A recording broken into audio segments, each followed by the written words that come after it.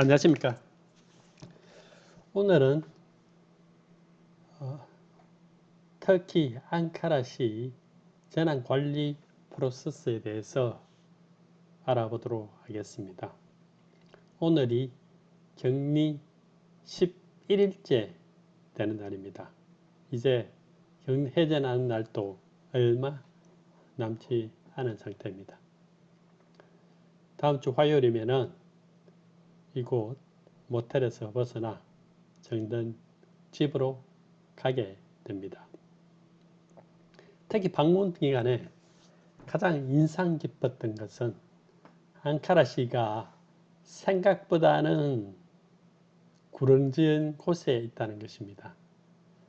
100여 년 전에 만들어진 행정 수도이지만은 수도가 확장됨으로 해서 많은 사람들이 거주하게 되고, 그렇게 됨으로 해서 땅이 부족해서 사람들이 점점 더 구렁지도로 살게 되면서 많은 사람들이 그곳에서 생활의 틀을 잡고 있다는 것입니다.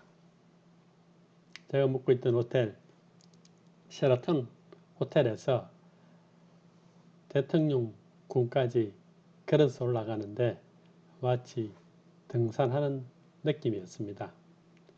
대통령궁 입구에서 대통령궁을 지나서 계속 올라가니까 앙카라시가 한눈에 보였습니다. 그만큼 앙카라시는 구렁진 곳이 많고 높낮이가 심한 곳이었습니다.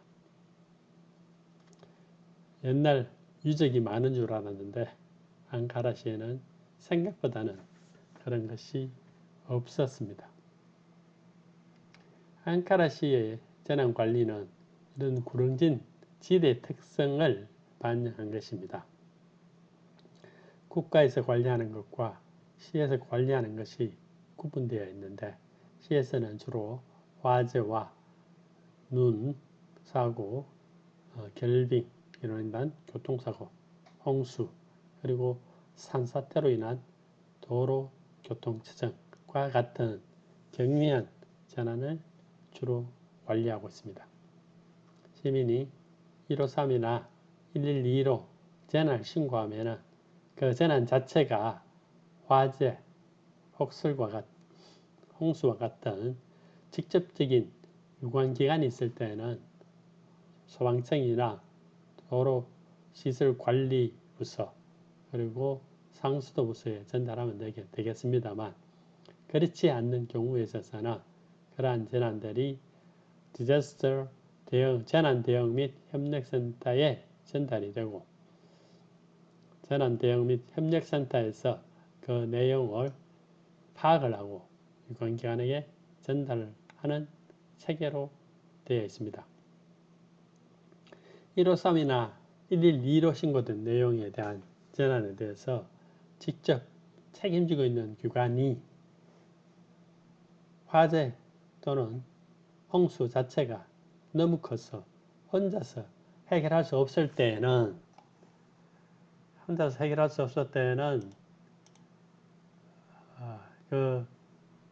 그것을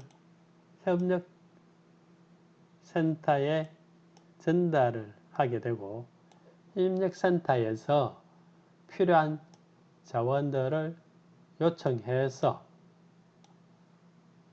소방에 지원하는 그러한 체계로 만들어져 있습니다. 또한 협력센터에서 필요한 경우에 있어서는 교통경찰이나 앰뷸런스, 기타 유관기관에게 전달하여 재난에 대한 대응이 원활하게 진행되도록 조정하는 역할을 합니다. 만약에 신고 자체가 SNS나 CCTV 또는 요즘 많이 이야기하고 있는 IoT 디바이스, 즉 센서 기반으로 해서 데이터가 수집되어서 재난을 파악할 때에는 그 내용들이 디자스터 리스폰스 센터에서 수집되고 수집된 내용이 위기관하고 연관이 있을 때는 화재인 경우에 있어서는 소방, 도로 관련 시설물일 때는 도로관리부, 그리고 홍수일 때는 하스키에 전달해서 처리하도록 합니다. 만약에 앞서 마찬가지로 파이어 브리게이드나 도로시설 관리부서나 하스키에서 자체적 자원으로 해결이 불가능할 때는 마찬가지로 재난 대응 및 협력센터에 협력을 요청을 하고 관련 기관의 협조를 받는 체계로 되어 있습니다. 결론적으로 말하면은 재난 대응 및 협력센터가 재난에 대한 총괄적 역할을 하면서 재난 상황을 모니터링하고 재난에 대한 확산을 방지하는 그러한 체계로 운영되어야 합니다. 그러나 현재의 재난 대응 및 협력센터인 아콤은 단지 CCTV 모니터만 볼 수 있는 센터로 구성되어 있어서 앞서 말씀드린 재난 대응 및 협력센터의 고유한 역할을 수행하는 데 있어서는 많은 제약사항이 있는 상태입니다.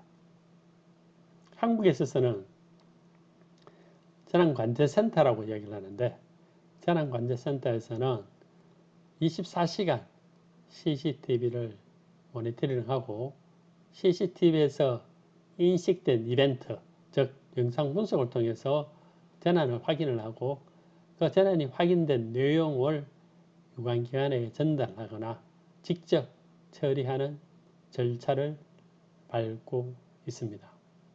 그래서 규모적인 면이나 근무하는 인원적인 면에 있어서 앙카라시와는 월등하게 차이가 납니다. 현재 앙카라시 재난 대응 및 협력센터에는 2명의 직원이 400여 대의 카메라를 보고 있는 상황입니다. 즉, 그것은 역설적으로 지금까지 큰 재난이 없었다는 이야기와 마찬가지입니다. 그 이전에는 폭우와 같은 대형 재난이 없었습니다. 그리고 폭설과 같은 재난도 없었을 것 같습니다. 그러나 기후변화에 의해서 원래 발생하지 않았던 재난이 4월과 6월 사이 우기에 비가 많이 내림으로 해서 도심 내에 홍수가 발생하고 또 비가 내리니까 당연히 산사태도 발생하게 됩니다. 또한 폭우로 인해서 저지대에 있는 시설물에 물이 차서 운행에 제한이 발생하는 경우도 있습니다. 그것은 지하철 내에 있는 전기시설을 방해해서 지하철 운행을 멈추게 한 사례도 있습니다. 이렇듯 기후변화는 새로운 재난을 만들어내고 이에 따라서 새로운 대응 체계를 요구하고 있는 실정입니다. 이번 앙카라시 방문에서 느낀 것은 새로운 재난에 대한 대응을 위해서는 재난 자체에 대한 인식과 협력체계 그리고 그것을 관리할 수 있는 능력과 권한이 있어야지만이 가능하다는 것을 다시 한 번 더 알게 되었습니다. 오늘은 앙카라시 재난관리 프로세스에 대해서 간략하게 살펴보았습니다.